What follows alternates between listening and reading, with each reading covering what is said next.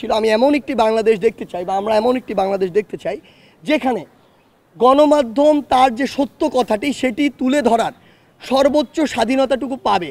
যেটা সত্য সেটাকে সত্য বলবে, যেটা মিথ্যা সেটাকে মিথ্যা বলবে। কাউকে যেন এই অধিকারটুকু দেয়া না হয় যে গণমাধ্যমকে কেউ সেন্সরশিপ করছে। যেদিন 5 আগস্ট ওই গণঅভ্যুত্থানটি ঘটেছিল, ওই গণঅভ্যুত্থানের পরে একটি টিভি চ্যানেলে গিয়ে সমন্বয়কদের মধ্যে প্রধান 7-8 জন আমরা এখানে ছিলাম। আমাকে জিজ্ঞাসা করা হয়েছিল কেমন একটি বাংলাদেশ আপনি দেখতে চান। আমার প্রথম উত্তরটি ছিল এটি, আমি 5টি পয়েন্ট বলেছিলাম। প্রথম পয়েন্টটি এটি ছিল, আমি এমন একটি বাংলাদেশ দেখতে চাই বা আমরা এমন একটি বাংলাদেশ দেখতে চাই যেখানে গণমাধ্যম তার যে সত্য কথাটি সেটি তুলে ধরার সর্বোচ্চ স্বাধীনতাটুকু পাবে। যেটা সত্য সেটাকে সত্য বলবে, যেটা মিথ্যা সেটাকে মিথ্যা বলবে। কাউকে যেন এই অধিকারটুকু দেয়া না হয় যে গণমাধ্যমকে কেউ সেন্সরশিপ করছে।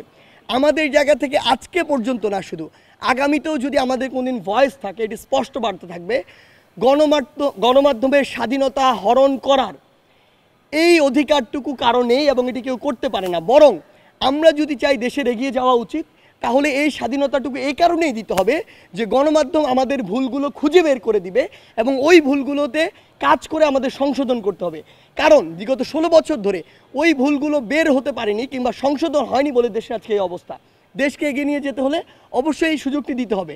আমরা গতকালকে বা তার আগের দিন যে কয়েকটি ঘটনা দেখেছি, আমরা বিশ্বাস করি তাদের উদ্দেশ্য আসলে ভিন্ন। যদি উদ্দেশ্য ভিন্ন না হয় তাহলে যে কাজগুলো তারা করেছে ওই কাজগুলো মিডিয়া আসতে সমস্যা কোথায়? আমরা তো সব কিছু মিডিয়ার সামনে ওপেনলি করছি। আমরা আপনাদেরকে বলে দিয়েছি আপনাদের যা ইচ্ছা আমাদের প্রশ্ন করুন, আমরা উত্তর দিতে প্রস্তুত। তার মানে ওই সৎ সাহসটুকু আমাদের রয়েছে। তো যারা এই কাজটুকু করেছে অবশ্যই তাদের ভিন্ন উদ্দেশ্য রয়েছে।